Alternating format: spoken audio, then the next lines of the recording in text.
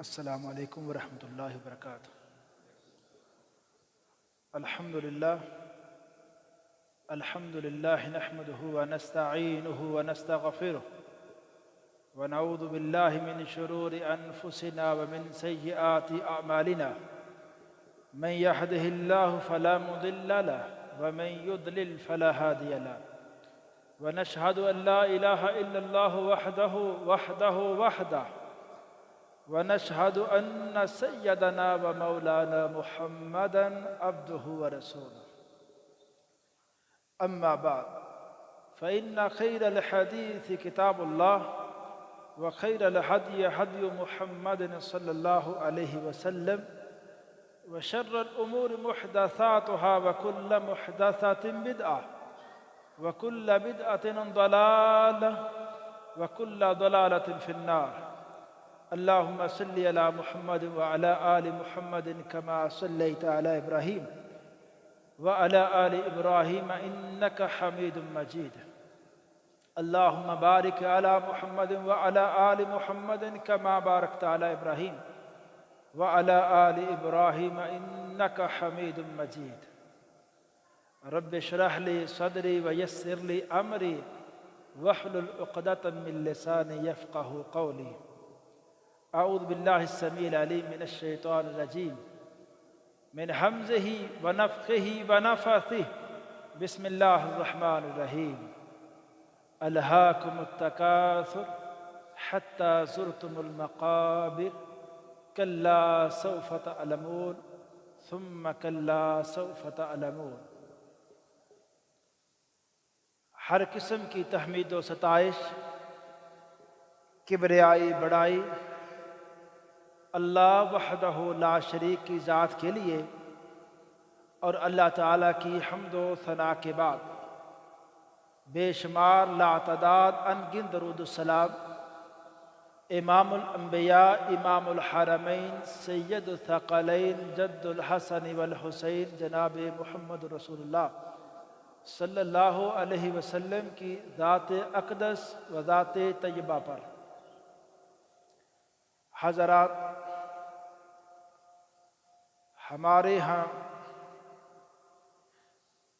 جو بڑے مسائل جن کا لوگوں کو سامنا ہے، ان میں سے ایک مسئلہ معیشت کا ہے. اس بارے میں آج کے اس خطبہ جمعہ میں جو بات سمجھانے کی اللہ تعالیٰ کی توفیق اور فضل سے کوشش کی جائے گی وہ یہ ہے کہ ہر انسان جو اللہ تعالیٰ نے اس کو دیا ہے اس پر رب تعالیٰ کی تعریف کرے، حمد و ثنا کو بیان کرے، اور وہ چیزیں جو انسان کے پاس نہیں ہیں ان کو چاہنے کے لیے انسان اس قدر دوڑ نہ لگائے یا اس قدر اپنے نظریات، اپنی سوچ کو کمزور نہ کر دے کہ حلال اور حرام کی تمیز ہی ختم کر دے. ہمارے ہاں لوگوں کی جو پریشانیوں میں جو بڑی وجوہات ہیں، وہ ایک وجہ یہ بھی ہے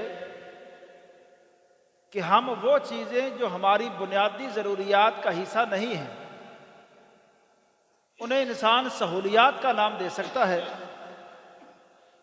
ہم جب ان سے سہولیات سے محروم ہوتے ہیں تو ہم اپنے آپ سے شکوے کرتے ہیں. بعض اوقات انسان اللہ تعالیٰ سے بھی شکوے کرتا ہے اور مایوسی کی صورت میں چلا جاتا ہے. بنیادی بات ہمیں یہ سمجھنی چاہیے، بنیادی ضروریات وہ انسان کی ضرورت ہیں. کھانا، لباس، گھر کا ہونا، یہ بنیادی ضروریات ہیں. انسان علاج کے حوالے سے انسان کے پاس وسائل کا ہونا یہ بنیادی ضروریات ہیں، لیکن بعض چیزیں جن میں ہم مارا ماری کرتے ہیں اور اس قدر اس دنیا کی اس دوڑ کے اندر شریک ہو گئے ہیں کہ بعض لوگوں کا ایک گاڑی کے حوالے سے تمنا ہے، خواہش ہے، دو باتیں سمجھنے والی ہیں۔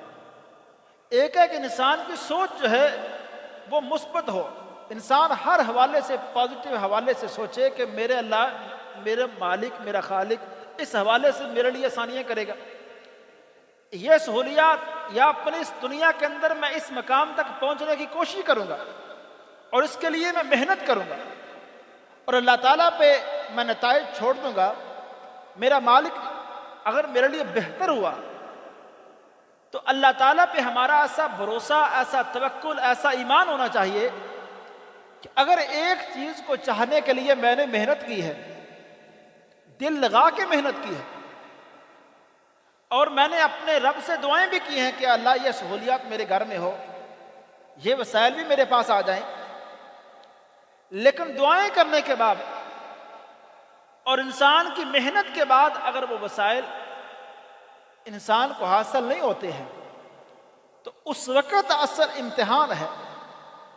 اس وقت دراصل ہمیں اس بات کو سمجھنا ہے کہ ہر چیز کا ہمارے پاس ہونا نہ تو ہمارے لیے ضروری ہے اور نہ ہمارے لیے فائدہ مند ہے۔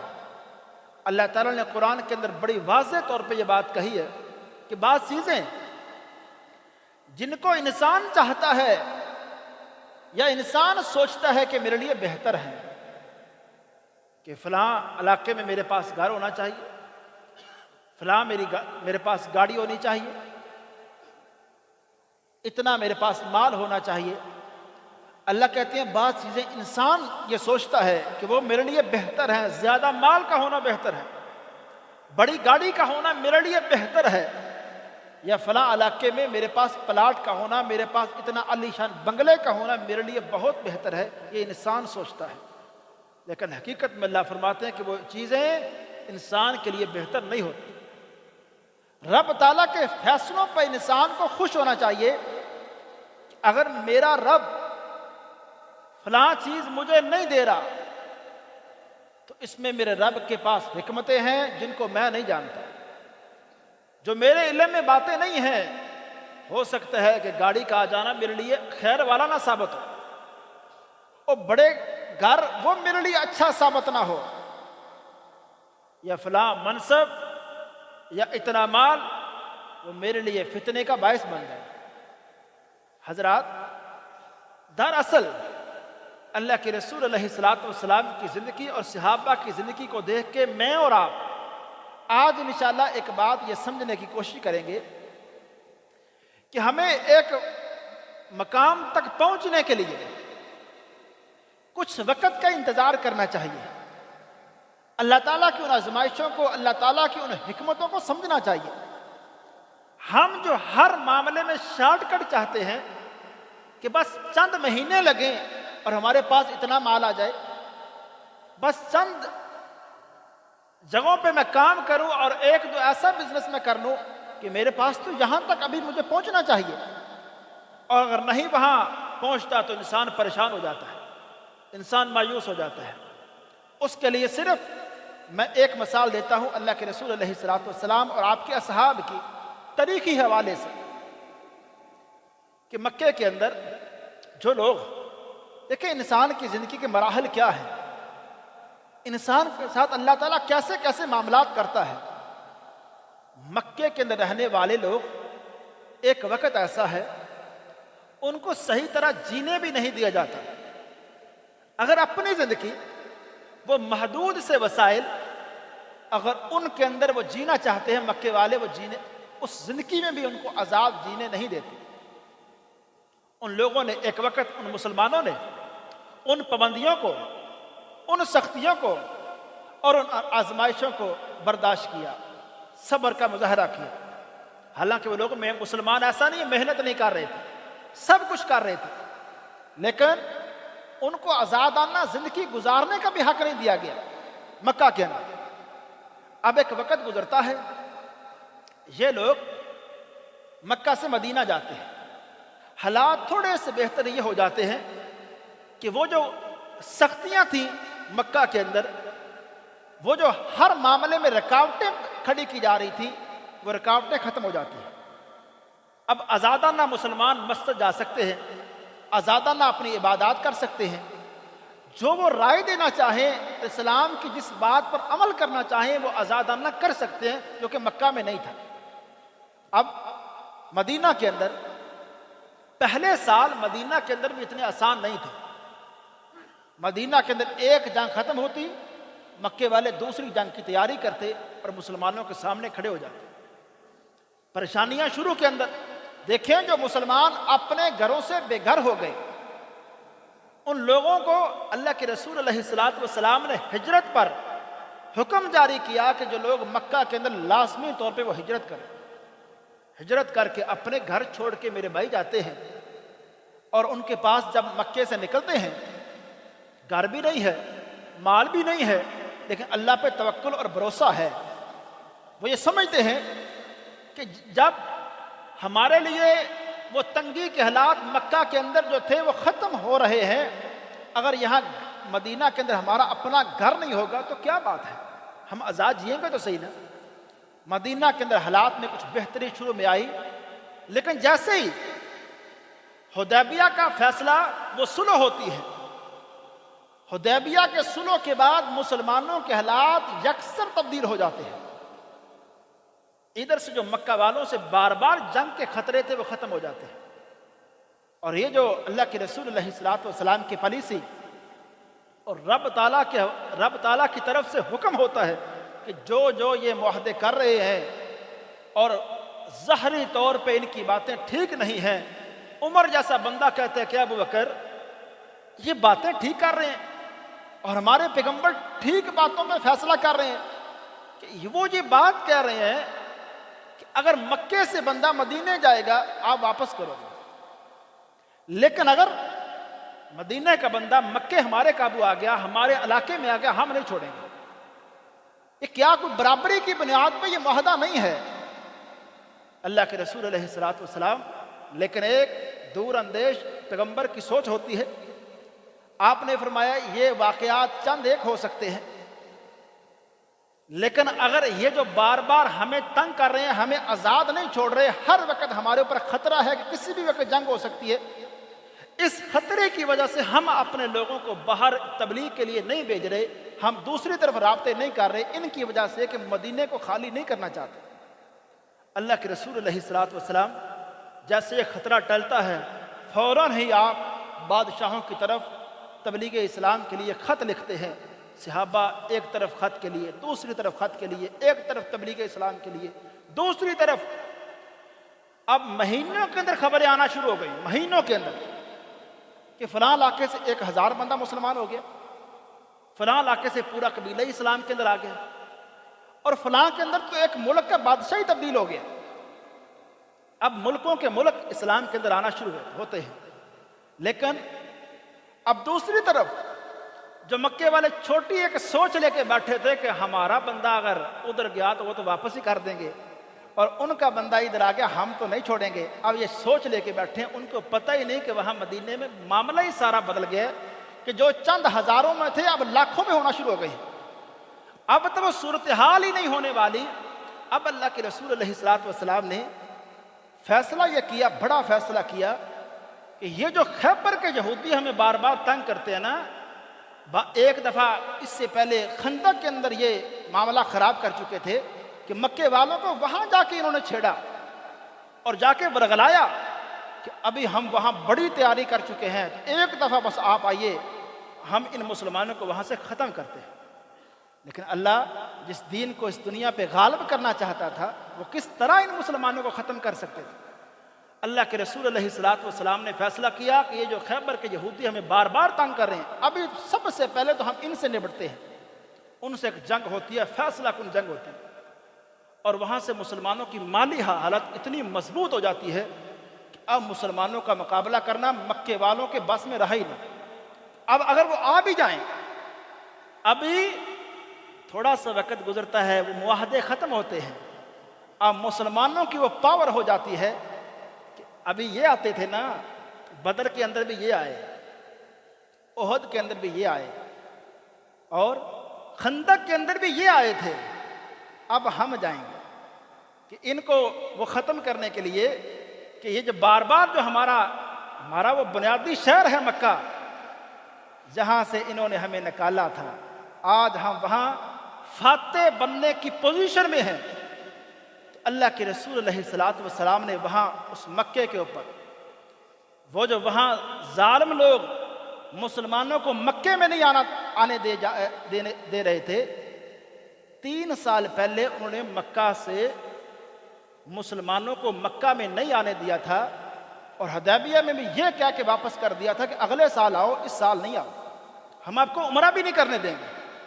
اتنی سختیاں، میں کہتا ہوں کہ یہ ساری تاریخ اگر ہم پڑھیں تو 15-16 سال کے بعد مسلمانوں کی، اسلام کی ایسی حالت بدل جاتی ہے کہ جب مکہ فتح ہوتا ہے، مکہ کے فتح ہونے کے بعد اب مسلمانوں کی صورتحال یہ ہے کہ سیدنا جابر رضی اللہ تعالی عنہ، یہ وہ بندہ ہے، جنگ احد کے اندر ان کے والد عبداللہ شہید ہو گئے تھے، اور کہتے ہیں جب میرے والد شہید ہوئے تھے، حالت میری ایسی تھی کہ میری 6 بہنیں کنواری، ان 6 بہنوں کے سارے معاملات کو میں نے دیکھنا تھا، اور میں ان میں بڑا نہیں تھا، میں چھوٹا تھا۔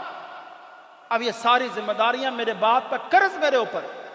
لیکن اے میرے بھائی، جب صحابہ کرام نے ایک وقت کو گزارا ہے، اب یہ صحابی کہتے ہیں کہ خیبر کی جنگ کے بعد جب ہمارے حالات بہتر ہوتے ہیں تو میں وہ بندہ تھا کہ 1 لاکھ درہم میرے پاس موجود تھا، اور میرے اوپر کسی بندے کا کوئی قرض نہیں تھا۔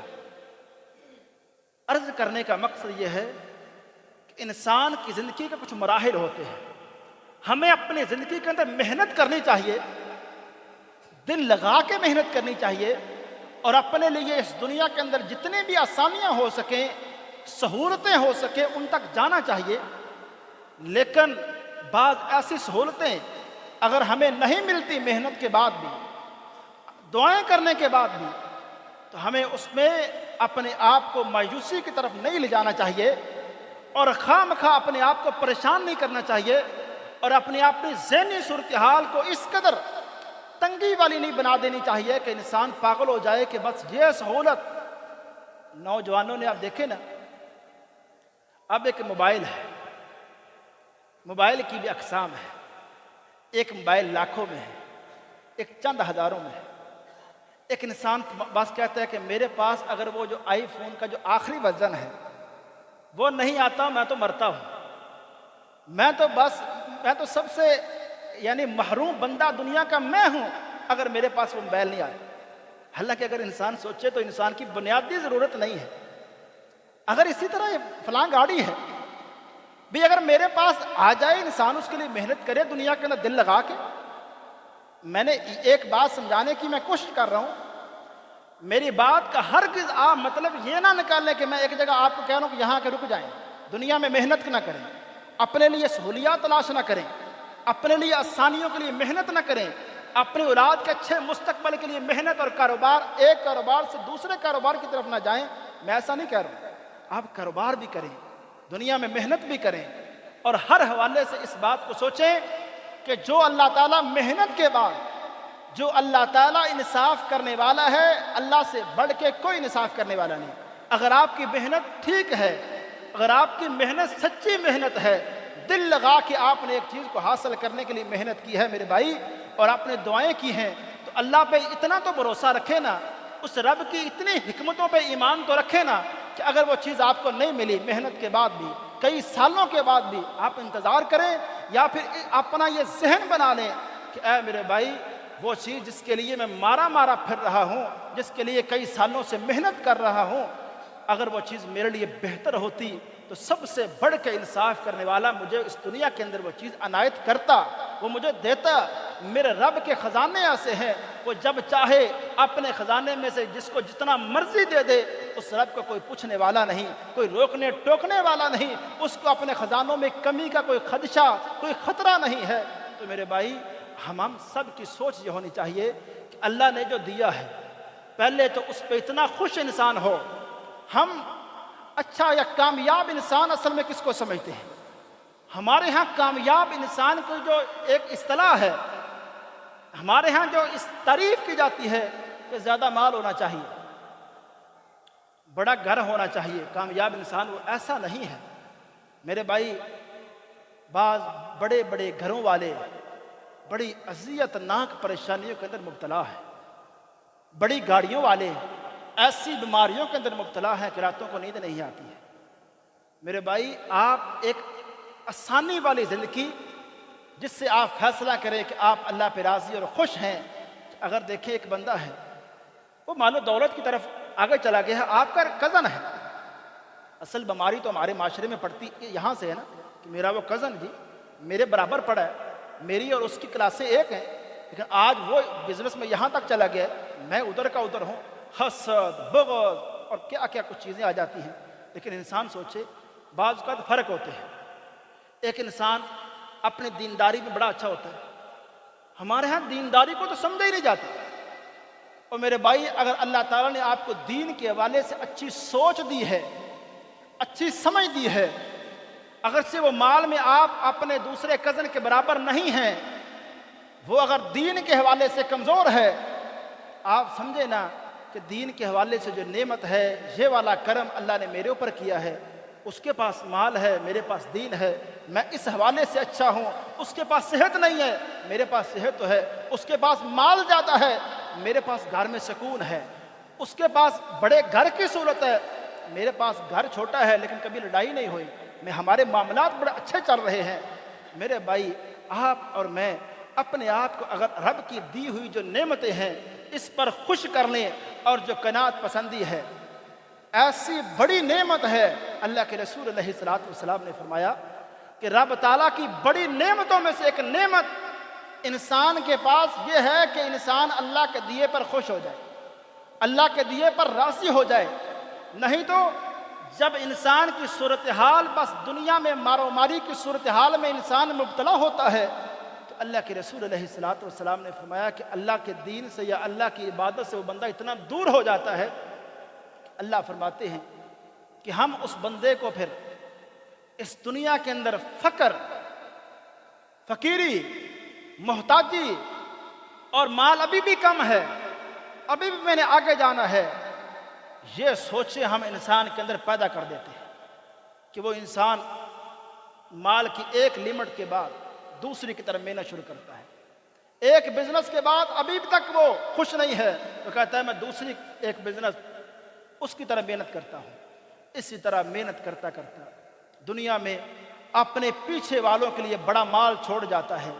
لیکن اب وہاں اللہ کے سامنے اس انسان نے کھڑے ہونا ہے. اپنے لیے اس نے کیا کیا ہے اس دنیا کے اندر؟ اس نے اب یہ جو دارالامتحان تھا اس میں اس نے کیا تیاری کی ہے؟ اس نے اپنے لیے کیا اکٹھا کیا ہے؟ میرے بھائی یہ ہم اپنی سوچ کو بدلیں کہ اگر اس دنیا کے اندر ہم نے اپنی اولاد کو اچھی تعلیم دے دی ہے، اچھی تربیت کر دی ہے، ایک مناسب گھر ہمارے پاس رہنے کے لیے موجود ہے اور ہمارے پاس جو بنیادی ضروریات گھر کے اندر موجود ہیں، تو ہم خود کو اچھا اور کامیاب انسان سمجھیں. ہم مایوسی کی طرف نہ جائیں، ہم اپنے آپ کو کوسے نہیں، ہم اپنے آپ کو یہ کہہ کے پریشان نہ کریں کہ فلاں جو آپ کا محلے دار ہے وہ تو مال میں اس قدر زیادہ ہے، آپ مال میں اتنا پیچھے کیسے رہ گئے ہو. یہ باتیں نہ سوچیں. باتیں سوچنے والی یہ ہوتی ہیں کہ فلاں میرا رشتہ دار ہے کس قدر بیمار ہے، کس قدر بیمار ہے. راتوں کو آج سردی کی لمبی راتیں ہیں، وہ کراہ کراہ کے وہ اس طرح تکلیف بیماری کے اندر رات بسر کرتا ہے، اس کو نیند نہیں آتی ہے. میرے رب کا میرے اوپر کتنا کرم ہے کہ میں سکون کے ساتھ رات کو سو جاتا ہوں. اور فلاں میرا رشتہ دار ہے، اگرچہ مال اس کے پاس زیادہ ہے، اولاد والی نعمت سے وہ بندہ محروم ہے، میرے پاس اللہ کی یہ نعمت میرے پاس موجود ہے. فلاں ایک میرا محلے دار ہے، اگرچہ مال اس کے پاس زیادہ ہے، لیکن اللہ تعالیٰ نے دین کے حوالے سے جو سمجھ، اس دنیا میں رہنے کا جو اصل مقصد ہے، جس طرح اللہ نے مجھے سمجھا دیا ہے فلاں میرے رشتہ دار کو، فلاں میرے محلے دار کو، اس مقصد سے وہ بندہ دور ہے، اس کو یہ سمجھ ہی نہیں کہ اس دنیا میں رہنا کیسے ہے۔ اصل سوچیں اس بات کو میں اور آپ کہ فلاں ہمارا محلے دار، فلاں ہمارا رشتہ دار، اس کے حالات کتنے کمزور ہیں، میں ان سے تو اچھا ہوں۔ اس لیے اللہ کے رسول علیہ الصلوۃ والسلام نے فرمایا جب دنیا والوں کو دیکھو اپنے سے کمزور بندوں کی طرف دیکھا کرو۔ تو جب اپنے سے کمزور مالی حوالے سے، صحت کے حوالے سے جو کمزور بندے ہیں، جب ان کی طرف انسان دیکھے گا تو انسان اللہ کے نعمتوں پر خوش ہوگا۔ انسان کی سوچ میں یہ بات پکی ہوگی کہ اللہ نے تو مجھے بڑا نوازا ہے، اللہ نے تو میرے پر بڑے بڑے کرم کیے ہیں۔ میرے بھائی، یہ جو صحت ہے، اچھی صحت، ہم اس کو کوئی نعمت ہی نہیں سمجھتے، ہم اس کو رب کا کوئی کرم ہی نہیں سمجھتے، اور اس دنیا کے اندر کوئی بڑی آسانی نہیں سمجھتے۔ یہ جو گھر کے اندر اگر ایک بندہ، ایک دوست ہے میرے، تو اللہ نے اس کو مال بڑا دیا۔ مجھے ایک دن انہوں نے مشورہ ایک بات کہی کہ میرے ایک رشتہ دار ہے، وہ بندہ مجھے، میرا حالانکہ قریبی رشتہ ہے اس سے، لیکن وہ بندہ میرے گھر کے سامنے آ کے مجھے گالیاں نکالتا ہے، میرے بچوں کے سامنے مجھے آ کے ذلیل کرتا ہے۔ تو میرا دل کرتا ہے کہ میں باہر نکلوں اور اس پر حملہ کروں، اسے ختم ہی کروں۔ تو میں نے کہا کہ وہ جو قریبی رشتہ دار اگر یہ آپ کے حملہ کرنے سے، فائر کرنے سے آپ کی زندگی کی پریشانیاں کم ہو سکتی ہیں تو پھر تو آپ کریں، لیکن اگر آپ سوچتے ہیں کہ یہ کام کرنے سے آپ کی پریشانیاں بڑھیں گی، آپ کے گھر کا سکون برباد ہوگا، تو آپ ایسا مت کریں۔ لیکن میں عرض کرنا چاہتا ہوں کہ اس بیچارے سے کچھ دن پہلے وہ غلطی ہو گئی، آج وہ جیل کے اندر، اگرچہ مال موجود ہے لیکن گھر بے سکونی کا شکار، بچے رو رہے ہیں، وہ تڑپ رہے ہیں، وہ جیل کے اندر پریشان ہے۔ آپ میرے بھائی، اگر ہم مال کو کامیابی سمجھتے ہیں نا، آپ بڑے بنگلوں کو آپ سمجھتے ہیں کہ دنیا کے اندر کامیاب انسان وہ ہے، یہ میری آپ کی سوچ غلط ہے۔ اگر اللہ تعالیٰ نے آپ کو صحت دے رکھی ہے، ایک رہنے کے لیے گھر دے رکھا ہے، سیدنا عبداللہ بن عمر رضی اللہ تعالیٰ عنہما نے یہ بات کہی تھی، انہوں نے کہا جس کے پاس گھر ہے، پہننے کو لباس ہے اور اس کے بیوی بچے موجود ہیں، تو عبداللہ بن عمر نے کہا کہ میں اس دنیا کے اندر اس بندے کو امیر ترین بندہ سمجھتا ہوں، کہ وہ بندہ کہاں سے غریب ہے، اس کے پاس صحت ہے مال کمانے کے لیے۔ اگر مال نہیں ہے تو صحت ہے، وہ مال کما سکتا ہے، دنیا میں محنت کر کے اپنے بچوں کا پیٹ وہ بھر سکتا ہے، اپنی پریشانیوں کو کم کر سکتا ہے، لیکن وہ بندہ بیچارہ جو اتنا بیمار ہے، محنت نہیں کر سکتا۔ آپ اس کا سوچیں کہ وہ دنیا میں کیا کرے گا۔ اللہ تعالیٰ ہر انسان کو اس دنیا کے اندر جو رزق ہے وہ رزق دیتے ہیں، لیکن ہمیں سوچ یہ رکھنی چاہیے کہ ہم اللہ تعالیٰ کا جو ہمارے پاس رزق موجود ہے، جو سہولیات، جو نعمتیں، جو انعام موجود ہیں، ہم اس پر اللہ تعالیٰ کے سامنے خوشی کا اظہار کریں اور اللہ تعالیٰ کی حمد و ثنا بیان کریں۔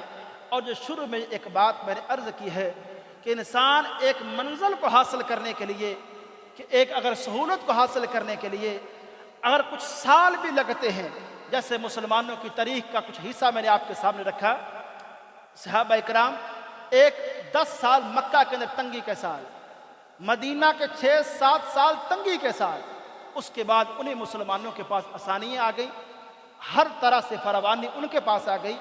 ہمیں بھی یہ سوچ اور یہاں سے یہ بات سیکھنی چاہیے کہ ہمیں ایک وقت کا انتظار کرنا چاہیے، ہم دنیا میں محنت کرتے رہیں، ہم اللہ سے دعائیں کرتے رہیں اور رب تعالیٰ سے رابطہ اپنا مضبوط سے مضبوط کرتے جائیں۔ جب وہ چیز جس کو ہم لینا چاہتے ہیں اللہ تعالیٰ سے ہمارے لیے بہتر ہوگی، اس دنیا میں خیر والی ہوگی، اللہ تعالیٰ ہمیں عطا کر دے گا، عنایت کر دے گا۔ یا وہ جو چیز ہم مانگ رہے ہیں وہ اللہ نہیں دے رہا کیونکہ ہمارے حق میں بہتر نہیں ہے، اس کے بدلے میں اللہ ہمارے گھر میں جو ہمارے پاس رزق ہے اسی میں برکت دے دیتا ہے، گھر میں ایسا سکون آ جاتا ہے، سالوں سال سے ہمارے گھر میں کبھی لڑائی نہیں، کبھی جھگڑا نہیں، ہمارے بچوں کی ہم اچھے سے تربیت کر لیتے ہیں۔ بعض ایسے لائق فائق بندے ہوتے ہیں لیکن اپنے بچوں کے والے سے پریشان ہوتے ہیں، ان کی تربیت ہی صحیح سے نہیں کر پاتے، اگر تربیت کرنے کی کوشش کرتے بھی ہیں لیکن وہ بچے ایسی سوسائٹی میں بیٹھنا شروع کر لیتے ہیں کہ نشے کی لت میں ایسے لگ جاتے ہیں کہ والدین اچھے خاصے گھروں میں رہنے والے وہ لوگ اپنے بچوں کے والے سے راتوں کو ان کو نیند نہیں آتی ہے۔ تو میرے بھائی ان سارے معاملات میں ہمیں یہ سمجھنا چاہیے کہ جو رب تعالیٰ کی جو نعمت ہمارے پاس ہے اس کی ہم قدر کریں، اس پر خوش رہیں، اور جو ہمارے پاس چیز نہیں ہے اس کے لیے محنت ضرور کریں، دعائیں بھی کریں، لیکن اس کے لیے ہم حلال و حرام کا فرق بھلا کے شارٹ کٹ راستہ اختیار کر کے اس تک پہنچنے کی ہم کوشش نہ کریں۔ وما علیہ الا البلاغ۔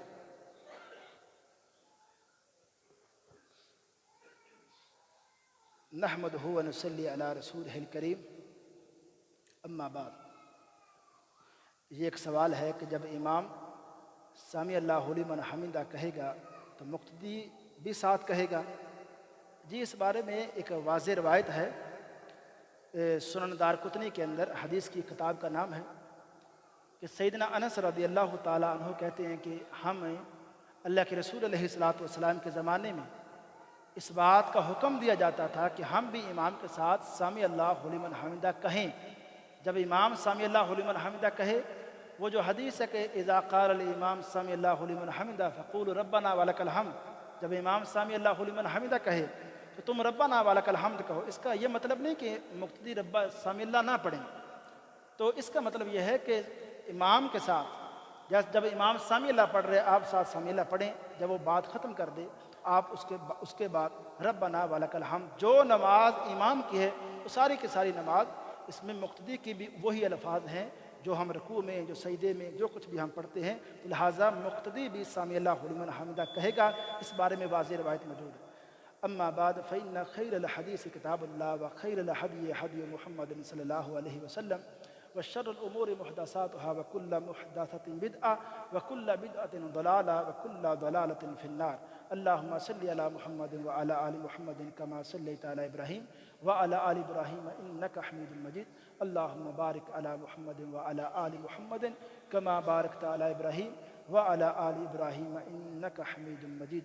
ربنا آتنا في الدنيا حسنة وفي الآخرة حسنة وقنا عذاب النار۔ ربنا آتنا في الدنيا حسنة وفي الآخرة حسنة وقنا عذاب النار۔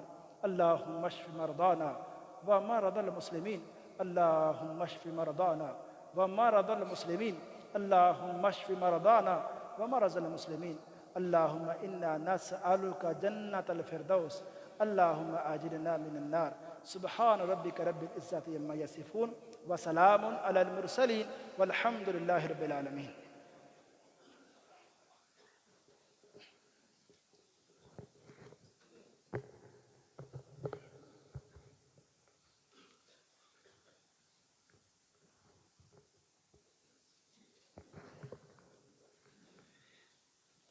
اللہ اکبر اللہ اکبر، اشہد ان لا الہ الا اللہ، اشہد ان محمد رسول اللہ۔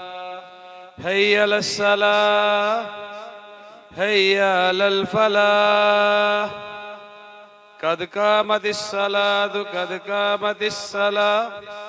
اللہ اکبر اللہ اکبر، لا الہ الا اللہ۔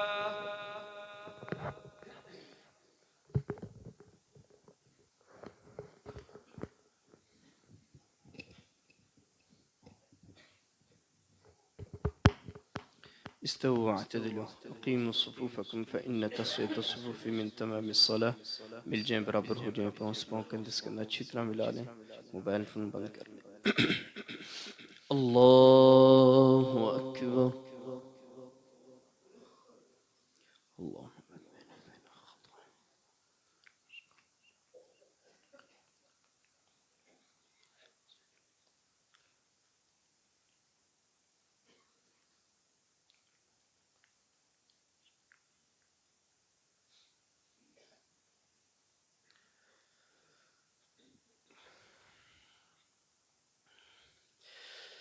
الحمد لله رب العالمين الرحمن الرحيم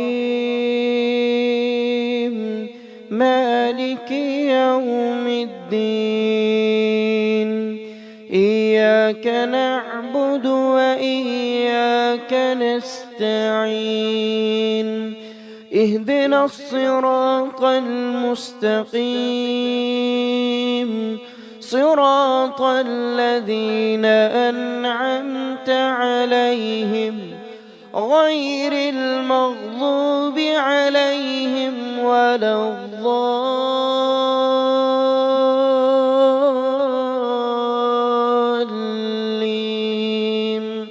آمين. سبح اسم ربك الأعلى الذي خلق فسوى والذي قدر فهدى والذي أخرج المرعى فجعله غثاء نحوا سنقرئك فلا تنسى إلا ما شاء الله إنه يعلم الجهر وما يخفى ونيسرك لليسرى فذكر إن نفعت الذكرى سيذكر من يخشى ويتجنبها الأشقى الذي يصلى النار الكبرى ثم لا يموت فيها ولا يحيا قد أفلح من تزكى وذكر اسم ربه فصلى بل تؤثرون الحياة الدنيا والآخرة خير وأبقى إن هذا لفي الصحف الأولى صحف إبراهيم وموسى. الله أكبر.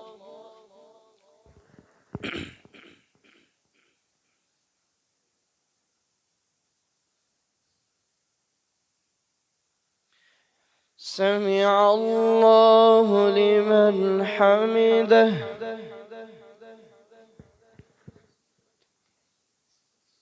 الله أكبر.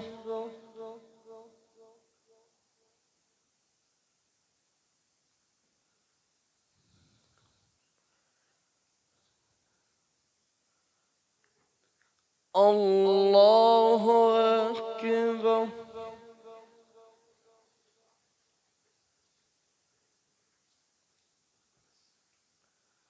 الله أكبر.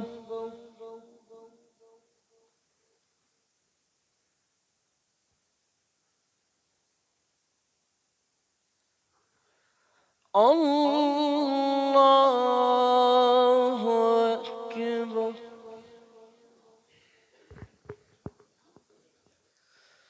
الحمد لله رب العالمين الرحمن الرحيم مالك يوم الدين إياك نعبد وإياك نستعين اهدنا الصراط المستقيم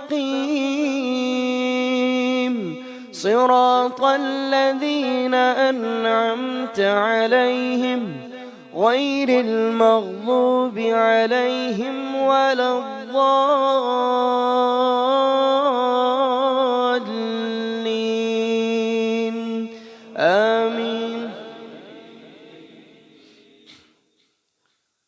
هل أتاك حديث الغاشية وجوه يومئذ خاشعة عاملة ناصبة تصلى نارا حامية تسقى من عين آنية ليس لهم طعام إلا من ضريع لا يسمن ولا يغني من جوع وجوه يومئذ ناعمة لسعيها راضية في جنة عالية لا تسمع فيها لاغية فيها عين جارية فيها سرر مرفوعة وأكواب موضوعة ونمارق مصفوفة وزرابي مبثوثة أفلا ينظرون إلى الإبل كيف خلقت وإلى السماء كيف رفعت وإلى الجبال كيف نصبت وإلى الأرض كيف سطحت فذكر إنما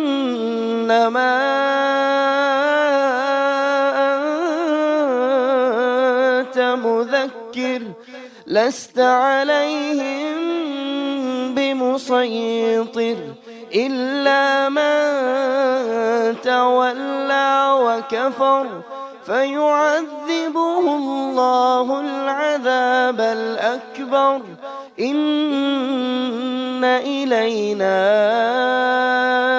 إيابهم ثم إن علينا حسابهم. الله أكبر.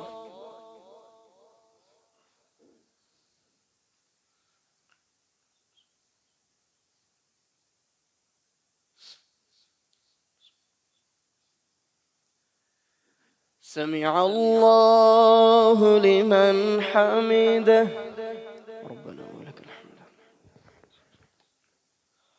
الله أكبر.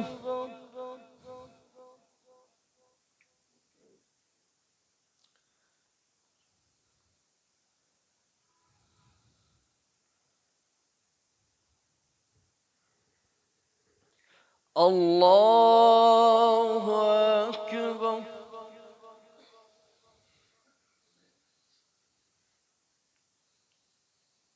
الله أكبر.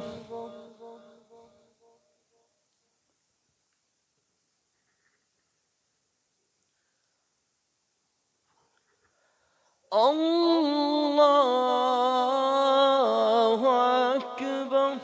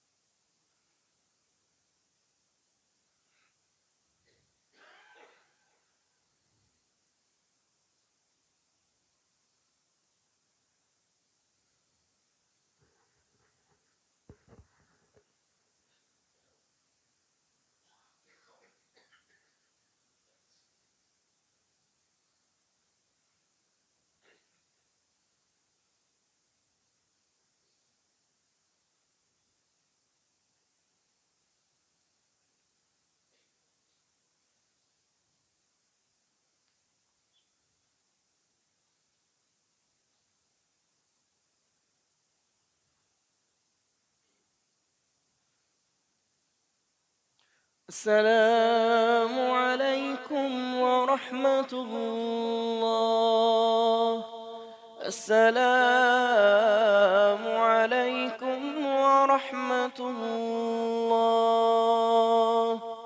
الله أكبر. استغفر الله.